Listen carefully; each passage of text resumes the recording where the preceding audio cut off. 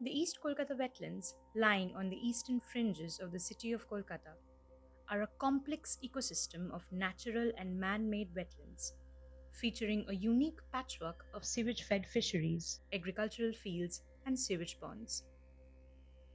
Maintained almost entirely by the farmers and fisher folk of the locality, the EKW is the world's only fully functional organic sewage management system, treating one third of Kolkata's domestic sewage daily and turning it into a rich harvest of fish and fresh vegetables.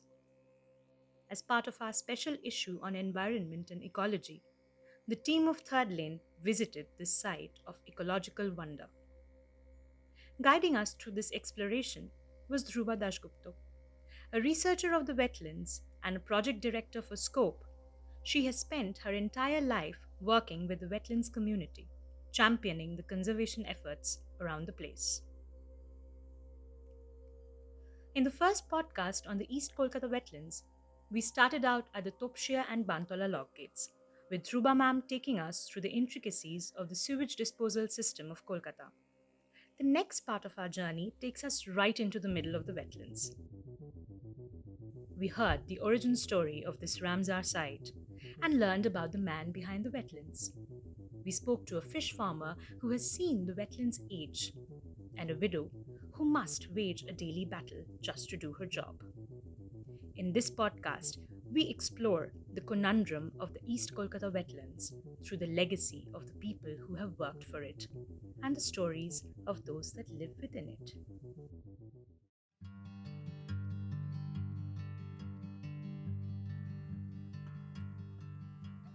This is the beginning of an interesting conversation when we talk about the East Kolkata wetlands. This is a RAMSAR site. That means it is a wetland of international importance in the city of Kolkata.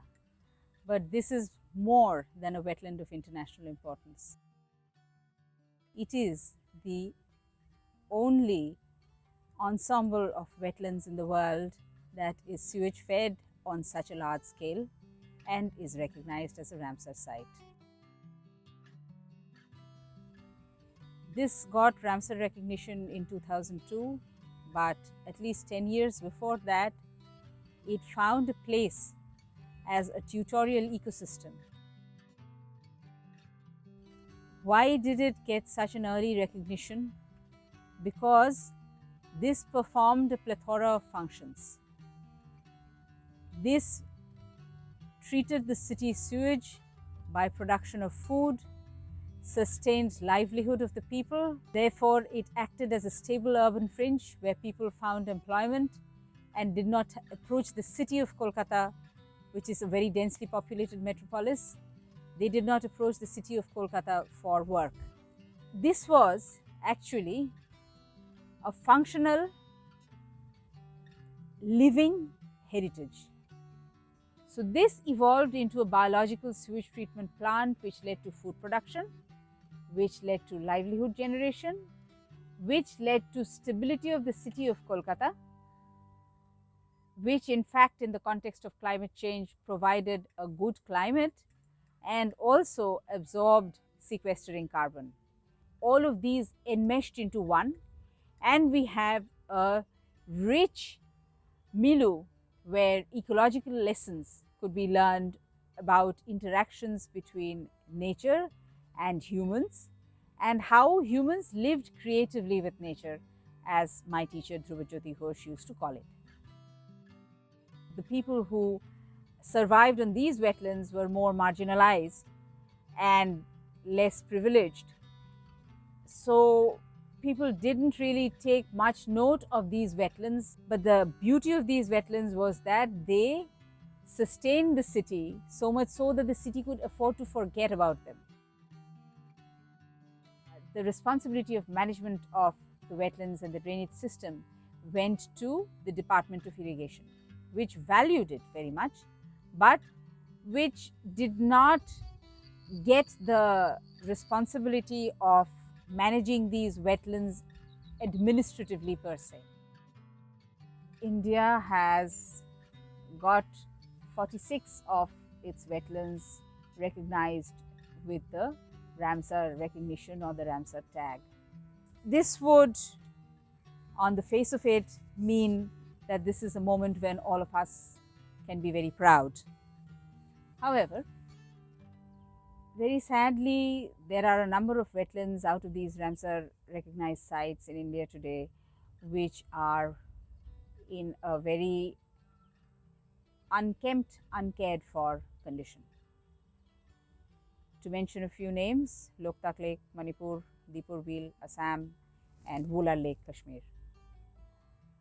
East Kolkata Wetlands hasn't fallen into that category. However, it is greatly endangered. My teacher used to say wetlands are real estate in waiting, and this is true for wetlands all over the world.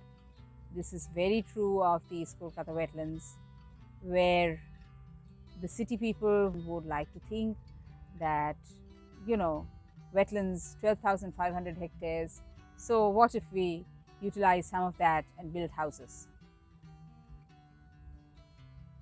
This is the saddest part. This is where ignorance plays a huge part. We need to have a much more proactive and positive approach about how much we should care for the community that has kept these wetlands alive. So what do we do to get that conversation started? We build bridges. So I will be happy to hear from you and answer you, speak to us whatever is there on your minds, and to carry this conversation forward. Firstly, ma'am, thank you for that lovely introduction. We are here from the team of Third Lane, and I am Priyanjana. I have with me Mohashita, and we first thought of doing this special edition on climate change. And then, of course, we had to have an article on the East Kolkata Wetlands and how it serves as a self-sustaining ecosystem and how it contributes to the discourse on climate change as a whole. We've just had a speak on a brief overview of the social history of the place. What we wanted to really talk about is how we felt when we first came here, because for us, this place has been a revelation. We were only vaguely aware of the existence of the Kolkata Wetlands, which just goes to show what ma'am was already talking about, that there has been over time a systematic process of rendering this place Systematic erasure, as a systematic erasure of this place from public memory. And even while we were coming and on our ride to the wetlands, we just at the brink of it, actually, we saw this huge board which claimed very proudly that we are only 86 kilometers away from the Sundarbans, and it was advertised as an ecological hotspot. And it was advertised as an ecological hotspot and one of the a UNESCO World Heritage Site. When we were only a few meters away from the Kolkata Wetlands, which is one of the internationally acknowledged wetlands. And this is not to really say that the Sundarbans do not deserve to be talked about in the context of ecological systems and climate systems change and even climate change. But the fact that there is a system here in place that is not being talked about, because we have crossed these roads multiple times during our lives and we've never come here. We sort of just slipped into this place today and just discovered this whole new world here. And we have sort of had this curiosity about the wetlands, this growing sense of familiarity about a place that we've never even been to. Coming here was a whole different experience for us, and of course we've had a field day, pun intended. But it's also, I mean, it just showed us in very real terms how alienated we were from the system, because even when we were talking to her and we were getting to see the whole structure of the place through maps and through diagrams and through very elaborately spelled out historical account, even then we could not conceive of the extremely scientific structure that met us when we came here. The extremely well conceived network that we saw here of the canals, and they're in place to make this a self-sustaining place. Also was like the materiality of the system. Like, we know about it in theory, we have read ma'am's essay, we know about the history, like even if it's a superficial sort of knowledge, we know about that, but the materiality and the affective element that sort of structures this place, the people, everything together, like it's a holistic system that sort of Hit us very strongly. that hit us only because we came here. Yes. And as Priyanjana said, we literally slipped into this place through roads that we have frequented all our lives. We did not know it was so close. So the boundaries are very, very porous, which the realization of which sort of occurred to us just because we came here today and experienced it. Ma'am was saying that she feels comfortable being a bridge between the urbane populace and the community members of the wetlands. So here we have today ma'am, and we have today Shibani Di and Shujita, who are from the wetlands communities, and on the other hand we have us, who represents the other end of the bridge. We come here today as excited, wide-eyed. Essentially, this is our first brush with the wetlands. This is the first time we experience it and get to see it for real. But for her, it has been more than 2 decades. So we would really like to begin there. In all our conversations, we've had brief glimpses as to how you got introduced to the wetlands. In almost everything you tell us, words of your teacher, they come to us and through you. So if you could tell us how your association with him and with thereafter with the wetlands started.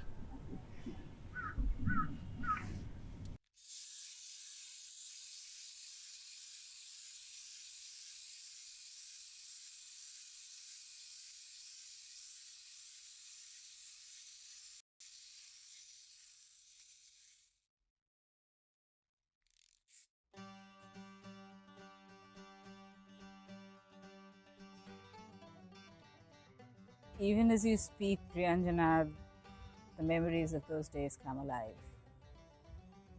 This was in the early days of 1998 when I had come back from Delhi. Sir was a teacher in the Indian Institute of Social Welfare and Business Management. He was there with the Environment Department, and he was also here teaching because he was a part of the faculty teaching environment management. And my childhood friend had brought me or taken me to listen to Sir's lecture. I hadn't known much about either him or, for that matter, the wetlands.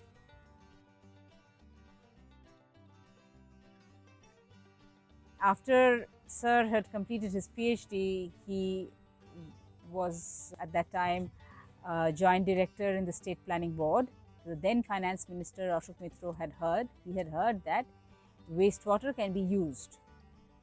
So he had asked somebody should find out how wastewater can be used. In those days, it was not a usual practice for an engineer to earn a PhD in civil engineering.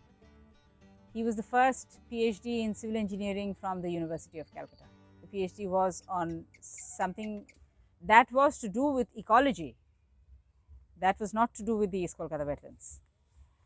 But right after he had completed a PhD and therefore had succeeded in distancing himself from the rest of the engineers in his department, they thought, why not really test his mettle? So he got this responsibility. This was a place of complete oblivion. So he did what many people today do not do. He used his common sense. To learn ecology, the first thing that you need is common sense. This is a lesson that he taught me for my lifetime, that do not think that you will always look at the science books and find out where answers are given. Look around you, observe. Through observation comes your knowledge. What did he do therefore? He started walking along the outfall channels which send the sewage out of the city. And he walked into this wonderland where he saw big, big ponds and people all over the ponds. And there were lots of fish. And he immediately understood that there was a sewage treatment system. These were oxidation ponds, shallow ponds, which were fed with sunlight, and photosynthesis happened, and there were algae, and the fecal coliform that came from the city that interacted biochemically with the algae. Various processes happened, and we then had a whole lot of algal bloom, and the fish consumed that algae, and that was food for the fish, and the fish was produced, and this was being carried in the markets, wholesale markets, and they were being sold. So this entire system of human nature interaction, livelihood, social responses, cultural moorings, relationship with the city, all of these went live before his eyes. And being an extraordinary human being, he began to capture the connections very quickly. He wrote to his teacher from his PhD days, Professor Richard Myers of University of California at Berkeley, who examined his PhD thesis, saying, you know, I have been given this task and I have discovered this place, and I have the answer to my question. Now what do I do?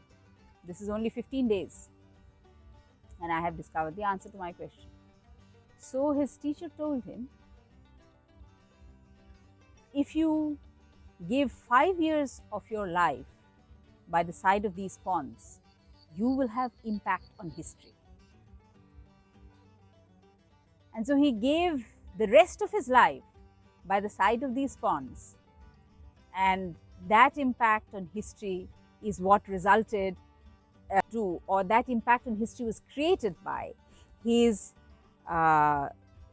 naming these wetlands, mapping them, taking the story of the wetlands to the rest of India and to the world. And the discovery of wetlands was by serendipity, but also by serendipity was the fact that the government of India at that point of time was thinking about the Ganga Action Plan and how to purify the Ganga. The connection with the Ganga Action Plan had a very interesting fallout. He brought then Chief Minister Jyoti Basu to one of the bheris here, and then in front of him he picked a glass and dipped it into the pond, and without any purification he just had that glass of water in front of Jyoti Basu. And people all around, what happened? You did this? So Jyoti Basu asked him, won't anything happen to you because you had this? He said, sir, I do not have a laboratory here. I have no way of proving to you through a laboratory test that this treats the sewage.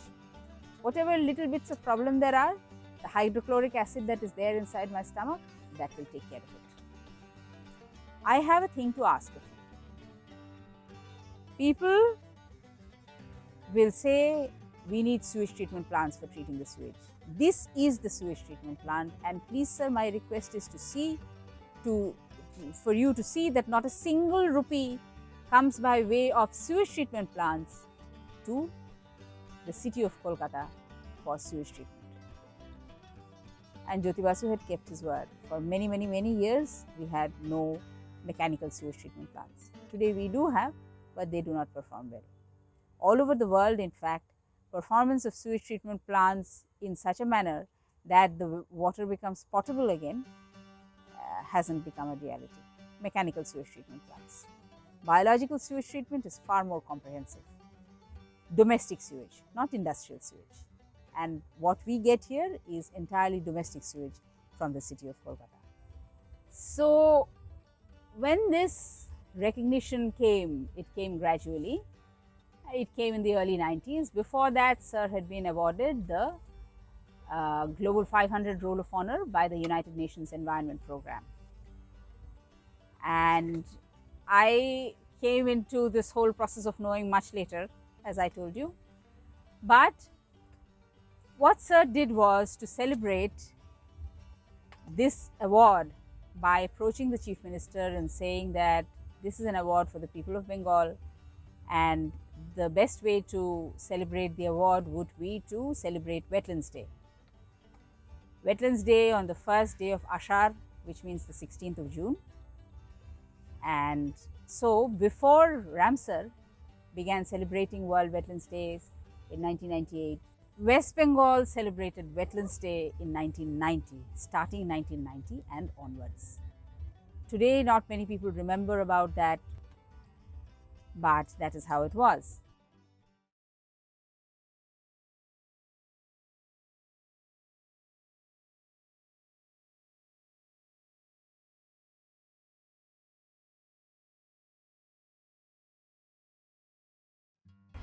যাওয়ার সাথে সাথে বলছে, তুমি কেন এসেছো, কী জন্য এসেছো, এই সার্ভে করে আমাদের কি দেবে, বস্তা বস্তা টাকা দেবে?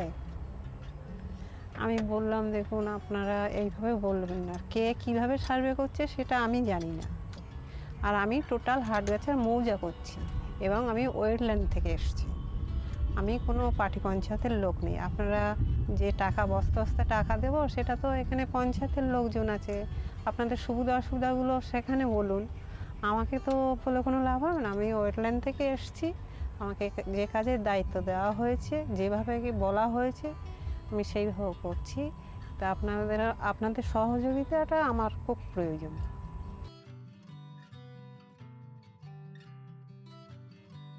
আমার জন্মস্থান হচ্ছে কৃষি বেল্ট, ডাঙা জমির উপরে চাষবাস করা।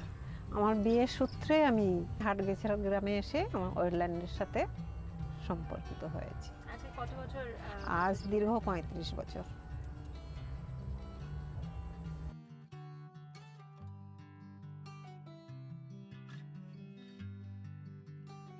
প্রথম হচ্ছে দিদি, 1 নম্বর হচ্ছে মদখোর লোক, কিছু বদমাশ লোক, এরা মানে সবসময় বদমাইশি করতে একদম। আর মদখোররা তো ওরা মানে মদ খেলে তো ওদের কোনো দিকজ্ঞান থাকে না, ভাষারও কোনো থাকে না। আমার অনেক জায়গায় মানে আমি নিজেকে গুটিয়ে নিয়ে চলে এসেছি তাদের সাথে মুখ না লাগিয়ে। অনেক জায়গায় আমাকে ঘরে ঢুকতে দেওয়া হয়নি, মানে যখন আমি গেটটা লক করছি তখন মানে ঢুকতে তো দিচ্ছে না, বলছে কি দরকার গেটের বাইরে থেকে বলুন। আপনারাও গেটের ভিতর থেকে বলুন, আমি আমার সমস্যাগুলো আমি বলছি, আপনারা তার উত্তর দিন।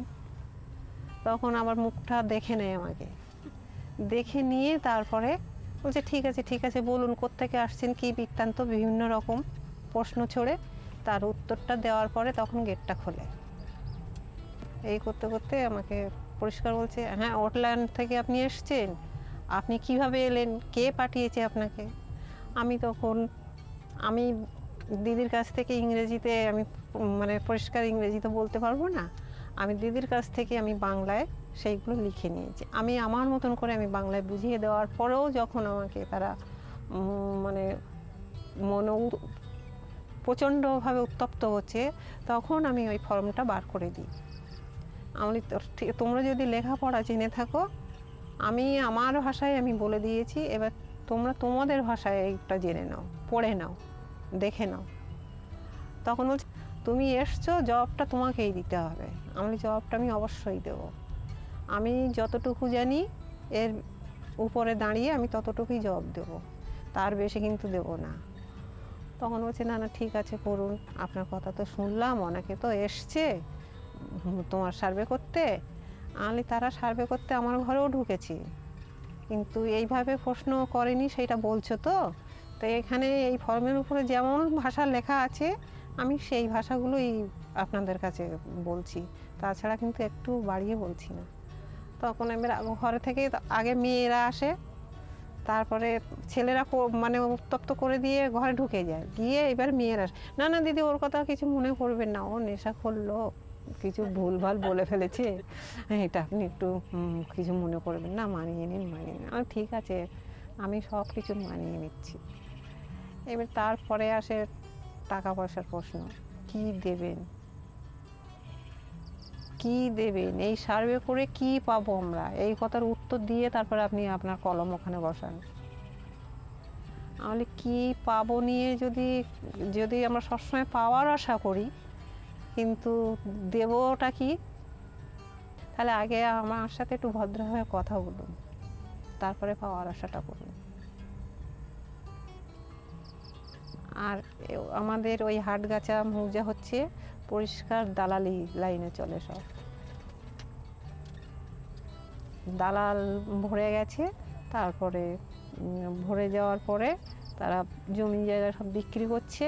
যেখানে আমি সার্ভে করতে গেছি আমার হাঁটুর ওপরে জল উঠে গেছে, কাপড় গুটিয়ে নিয়ে ঢুকতে হয়েছে, এবং সেখানে সেই সব জায়গাগুলো তোমার শালি জমি ছিল, সেই শালি জমি বিক্রি হয়েছে। সেইগুলো তো সেই পরিমাণ তো মাটি সেখানে পর্যাপ্ত তো ফেলা হয়নি, সেখানেই তারা ঘর করেছে, এবং ঘর করার পরে এখনও আবার অনেকে বাস করতে পারছে না, আবার সেই ভাড়া বাড়িতে চলে গেছে। আর বর্তমানে এখনও চলছে সেইভাবেই, এখনও দক্ষিণ হাটগাছাতেও আছে অনেকে এরকম।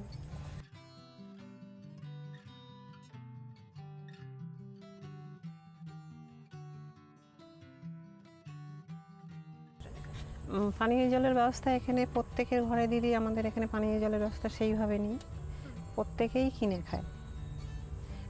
অনেক ঘরে রান্না খাওয়া দুটোই করে, মানে লেয়ারটা বেশি বলে আমরা 10 লিটার জল কিনি, ভয় পাচ্ছে জলের ট্যাক্স বসবে। তখন আমি দিদির কাছ থেকে জেনে নিই, দিদি জল সম্পর্কে যখন আমি কথা বলছি তখন সব বলতে চাইছে না জলের ট্যাক্স বসবে বলে। দিদি বললো না না, এটা গাঁটি থেকে তো পয়সা দিয়ে জল কিনে খায়, তাহলে জলের ট্যাক্সটা বসবে কেন।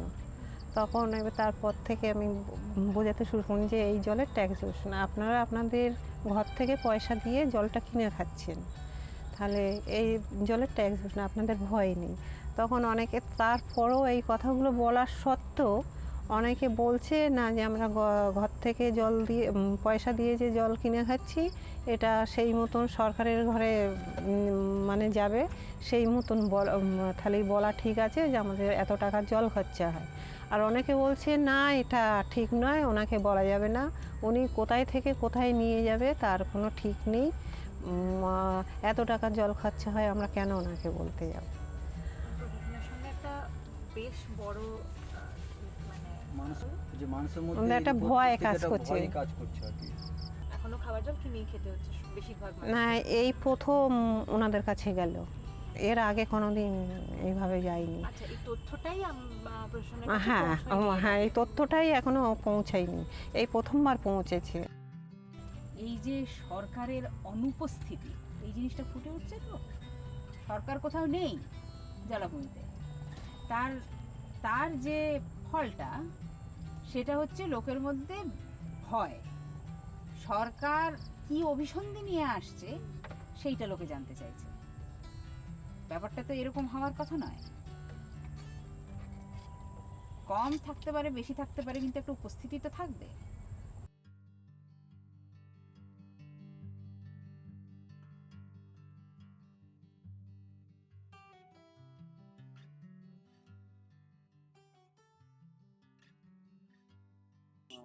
শিবানীদের যে রিপোর্টটা কালেকশন করছে ওয়েলল্যান্ড অথরিটি ম্যানেজমেন্টের উপর নির্ভর করে তাদের যে তথ্যটা করছে, তো ওয়েলল্যান্ড অথরিটি ম্যানেজমেন্ট হয়তো জানে না বা তার কাছে জানানো হয়নি এইভাবে, বা তাদের কাছে এই ধরনের প্রশ্ন ওঠেনি।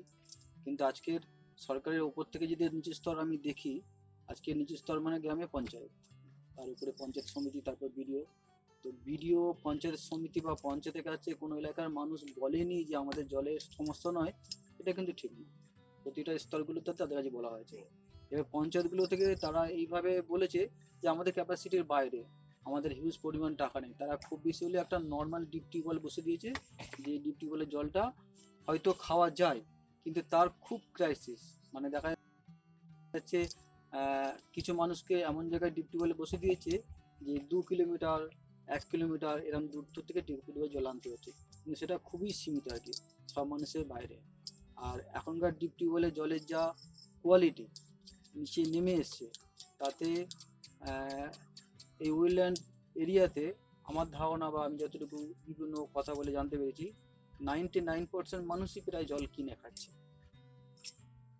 মানে তারা বাধ্য হচ্ছে সরকারের কোনো রকম জলের ব্যবস্থা না থাকার জন্য মানুষ এটাই কিন্তু বাধ্য হয়েই মেনে নিয়েছে এই জায়গা থেকে। অথচ কি অদ্ভুত পরিস্থিতি যে খেয়াদা 1 নম্বর পঞ্চায়েত, 2 নম্বর পঞ্চায়েত, হ্যাঁ হ্যাঁ, এই সমস্ত জায়গায় জলের লাইন কিন্তু অনেক আগে বসে গেছে। হ্যাঁ, এবং কিছু খেয়াদা 1 নম্বর 2 নম্বর অঞ্চলে কিছু না হলো 10 থেকে 12 বছর আগে জলের লাইন কিন্তু বসে বসে গেছে, গেছে এবং একটা কিন্তু সময় জল দেওয়া হয়েও ছিল। হ্যাঁ কিন্তু তারপর মানে ওইগুলো নষ্ট হয়ে যাওয়ার পর গভর্নমেন্ট থেকে বা পঞ্চায়েত থেকে আমরা যাই বলি কেন, আমরা সবসময় দেখি আমাদের সামনে কি আছে, পঞ্চায়েত থেকে সেইভাবে কোনো রকম আর সেই ব্যবস্থা করা হয়নি। এটা দেখেছি যখনই একটা ভোট আসে, পঞ্চায়েত ভোট হোক, বিধানসভা বা লোকসভা, ঠিক ভোটের আগে পাইপ টাইপগুলো খোঁড়া হচ্ছে বা কিছু জায়গায় পাইপ বসানো হচ্ছে ভোটটাকে নেওয়ার জন্য। লাস্ট যখন 2021-এ ভোট গেল আর কি, 21-এ ভোটের ধরুন 6 মাস আগে আর কি, অদ্ভুত একটা পরিস্থিতি আমরা খেয়ালের 2 নম্বর অঞ্চলে দেখেছি, আমি আমার নিজের গ্রামে দেখেছি যে কেন্দ্র সরকার থেকে প্রতিটা বাড়িতে এবং একটা মানে রিপোর্ট কালেকশন করা হচ্ছে যে কেন্দ্র সরকার থেকে নাকি ঘরে ঘরে জল পৌঁছে দেওয়া হয়, তারা রিপোর্ট কিন্তু কালেকশন। হ্যাঁ, এটা দিদি করা হয়েছে। হুম। এই যেমন ধরুন আধার কার্ড দেখছে বাড়িতে গিয়ে, আর বাড়িতে গার্জেনের নামটা নিচ্ছে। এবং আমি এই দিনকে সার্ভে করতে বেরিয়ে গেছি পাড়ায়। তাহলে যখন পাড়ায় লোক ঢুকবে, আগে মানুষকে তো অ্যালার্ট করে দিতে হবে। গরিব মানুষ সবাইকেও আমি নয় আজ সার্ভে করতে বার হয়েছি, কিন্তু অনেকে আছে বাইরের নিউ টাউনের সল্টলেকে বা অনেকে এই রাস্তার কাজকর্ম করে খাচ্ছে এই বড় কনস্ট্রাকশনগুলো বসে যাওয়ার পরে। তা তারা তো বাড়িতে নেই, বলছে আমি ঘরে ঢুকেছি যখন প্রশ্ন উঠছে যে তুমি কোথায় গিয়েছিলে, এরকম জলের জন্য লোক এসেছিল ভিডিও থেকে, আধার কার্ড দেখতে চেয়েছিল। পরে আমি সাথে সাথেই গিয়ে কিন্তু পঞ্চায়েতের যারা কাজ করে এখন সদস্য, তাদের কাছে খোঁজ নিয়েছি।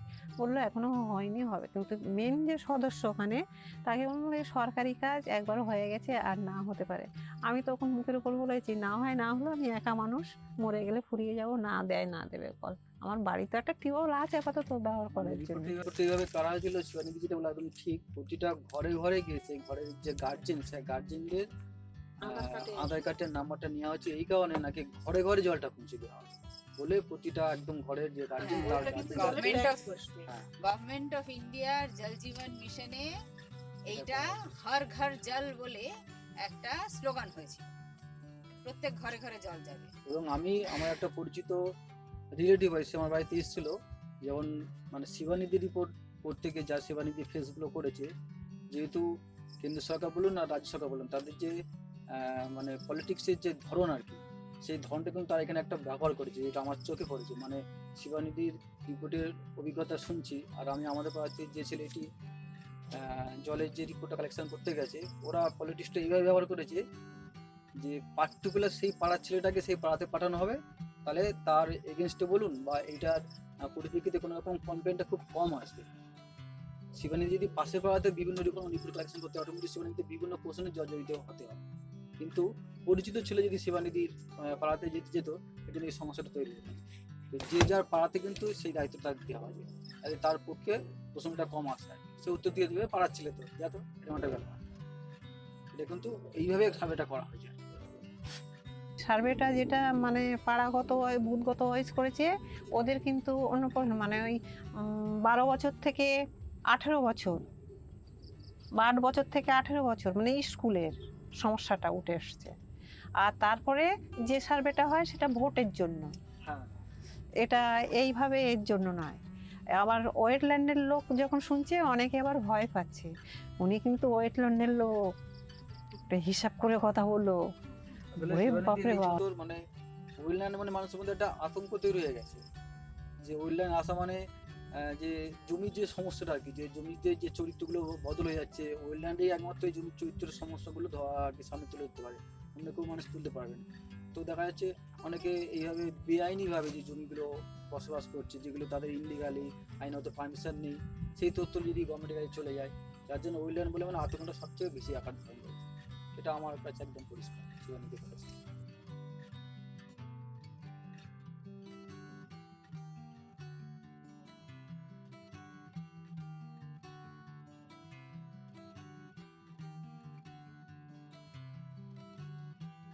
তথ্যগুলো জানার জন্য, তাহলে এত আপত্তিকর প্রশ্নগুলো আসছে কেন, তাই তো? সেই জায়গাটাকে আমার যেটা মনে হয়েছে আর কি, যে এর আগেও তো আমরা বিভিন্ন রকম রিপোর্টগুলো আমাদের পাড়াতে কালেকশন করতে গেছিলাম, তো সেই জায়গা থেকে মানে সাধারণ মানুষ যে মানে বেঁচে থাকার যে অধিকারটুকু, সেই অধিকার গভর্নমেন্টের কাছে পায়নি, সেগুলো কিন্তু সে দিনের পর দিন বঞ্চিত হয়েছে। যখনই মানুষ তাদের কাছে প্রশ্ন করতে যাচ্ছে লাভটা কী হবে বলে, কেন আমি বলতে যাবো, তো পেলাম না তো কিছু। আর মানুষের মধ্যে যে দ্বন্দ্ব জায়গাটা তৈরি করছে, বিভিন্ন রকম প্র্যাকটিস পলিটিক্যাল নেতারা এমনভাবে মানুষের মধ্যে তৈরি করছে, অটোমেটিক গরিব মানুষের মধ্যে একটা দ্বন্দ্ব তৈরি, তো ওরা খুব কাজে লাগাচ্ছে আর কি। দ্বন্দ্ব মানে তৈরি সরকারিভাবে যদি কোনো তথ্য কালেকশন করা যায়, মানে একদম যে রাজনীতি ডমিনেট করছে, যে পার্টি ক্ষমতায় আছে, সেই পার্টির লোকের হয়তো গেলে মানুষ চাপে পড়ে সেই তথ্যগুলো বলতে বাধ্য হচ্ছে। কিন্তু তাছাড়া সরকারি কোনো তথ্য সাধারণ মানুষ যারা কাজ করতে চাইছে আর কি, তাদের কাছে সেই তথ্যগুলো তাদের কাছে বলতে চাইছে না।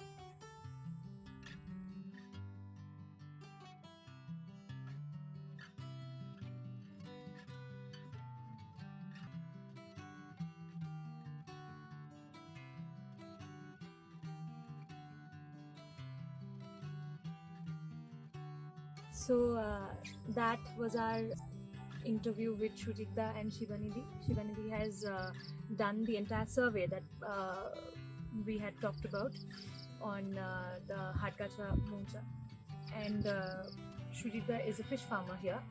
So we heard firsthand from them their accounts of many different things actually. We heard from Shibani what her experience of conducting the survey was. We heard from Sujita what his experience has been over the past many years of fish farming in the wetlands, and how he has seen the wetlands change with respect to their character, with respect to the climatic conditions and all of it. Above everything, we heard how the current COVID crisis impacted the wetlands and their livelihoods here.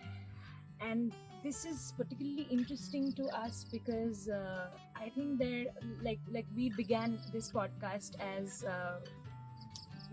as self-proclaimed outsiders, so to speak, and we again initially wetlands presented to us a sensory revelation, and here now it was an experiential one. Like, we were riddled with so many different perceptions about the wetlands, even though we have never been here. That is because of the general idea about this place, the media coverage of this place, and multiple other general superficial level opinions that we had carried with us even without really knowing about It's it. tempting to generalize the wetland as a Yes. single monolithic existence, static existence.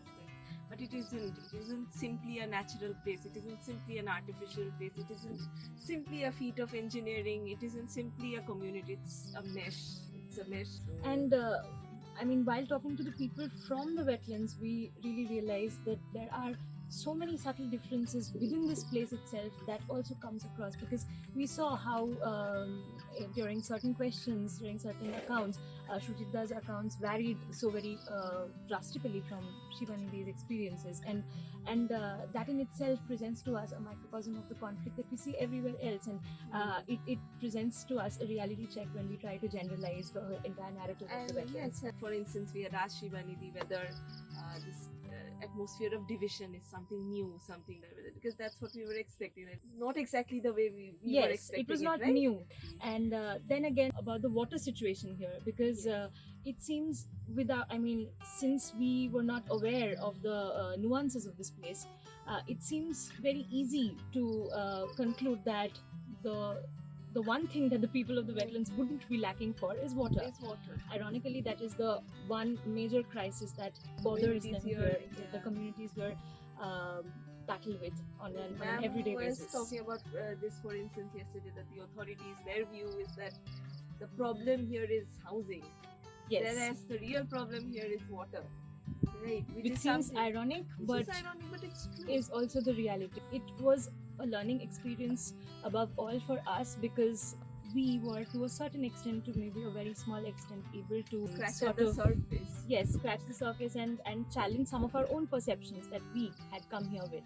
Interestingly, one more when we are talking about this, one more interesting part was how Sujita was talking about the climate change here. Whenever we we try to conceptualize the whole narrative of climate change, we always fall back on experts. And even while we were curating our issue, we went back to scientific explanations, we went back to technicalities, and actually it has been our editorial experience throughout curating this issue that the academics or the experts themselves have always, the people who really want to talk about climate change in a constructive way, they themselves have always gone back to the grounds and have talked to the people. We have seen that in our drought narrative. We have seen that in other narratives, in the Sundarbans narrative.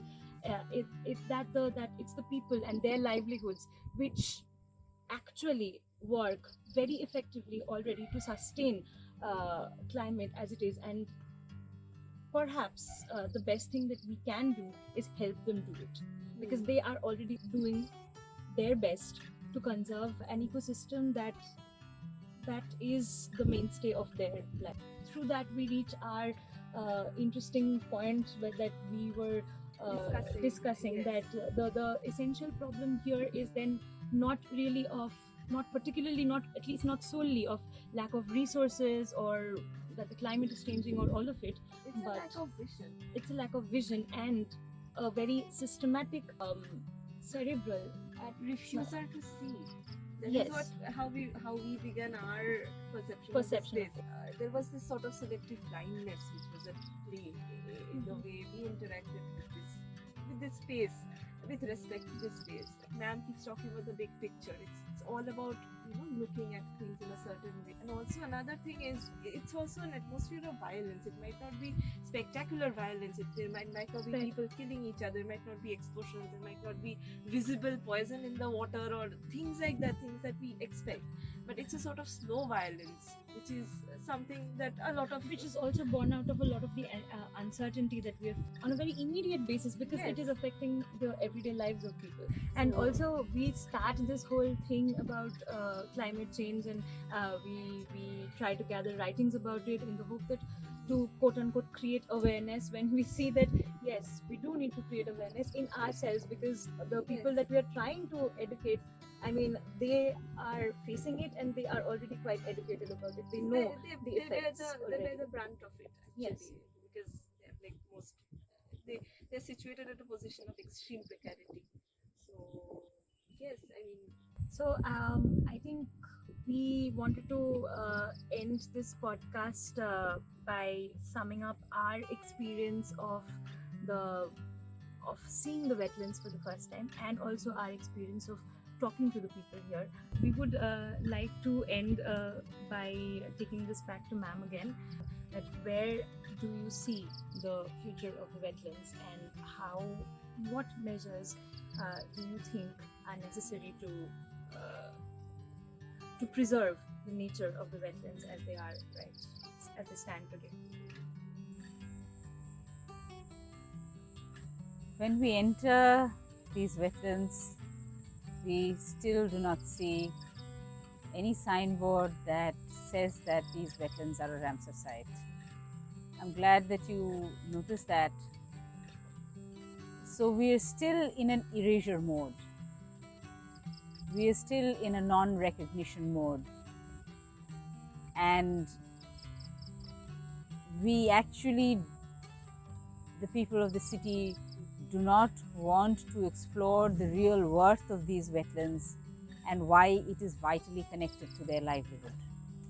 So the central problem of these wetlands is one of ownership. This is the place where we must ask ourselves hard questions. Why do these wetlands have to stay at all? Why? We must be honest with ourselves, each of the stakeholders. And we will see that instead of parroting out answers, it is much better to come here to actually be ready to listen to the people and find the diversity of the wetlands and the lessons that they have to teach. Why don't we do that? We don't do that because of what my teacher used to say, cognitive apartheid. We do not believe that these people, ordinary looking, in a humdrum environment, We do not believe that these people can have anything to communicate which we don't already know. But believe me, nothing is farther from the truth. So it has to be a journey of exploration. Exploration of pragmatically how these wetlands are useful for us. And then maybe we will develop a sense of ownership. My teacher was an ecologist, and ecology is to do with nature, with humans, with society, with culture, with economy, with livelihood, all of these interconnected and in patterns. And all of this useful for us, for our future living, for our sustainability. The ecological stewardship, it is not just environmental stewardship. It has a whole very important aspect of economic stability and social stewardship. We have to nurture the human relationships. It is only then that the ecosystem will survive. And if this ecosystem survives, then the longevity, the sustainability of the city is guaranteed. I encourage the people of Kolkata and the administrators and the policymakers to ponder on those unexplored areas of knowledge, to ask those people who know it, where are the challenges and where are the positives. This can be $1 million economy if we have the innovation and the positive thinking to make it survive. This can be a pride of not just Kolkata, not just West Bengal, but of India and of the world. Because this is a unique wetland which is integrally connected to a city. And this is one of the best and most fascinating examples of a smart city. But then we must try and understand what we mean by smartness.